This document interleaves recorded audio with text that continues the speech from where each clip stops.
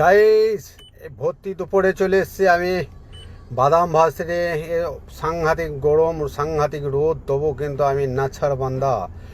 বাদাম কিন্তু আমার খুব প্রিয় খাবার, আমার শাকসবজি খুব প্রিয় খাবার। কেন, আমি তো মাছ মাংস ডিম আমি তো সব কিচ্ছু খাই না, সব কিছুই আমার বন্ধ।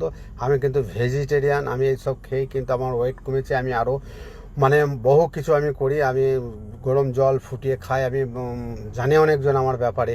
তো এই যে বাদাম ভাজা দেখছেন, এই ভর্তি গরম ভর্তি রোদে, অসাধারণ ব্যাপার। আমার কিন্তু খুব ভালো লাগছে এই কাজটা। এই রোদ গরমে সবাই কিন্তু করতে পারবে না।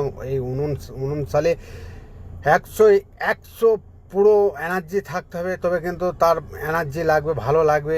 বুঝতে পারছেন, আপনারা অবশ্যই বুঝতে পারছেন। যার চেহারা মোটা আছে বা ছিল সে কিন্তু বুঝতে পারবে আমার কথাটা, বাকি কিন্তু কেউ বুঝতে পারবে না। সবাই কিন্তু হাসাহাসি করবে আর ঠাট্টা করবে।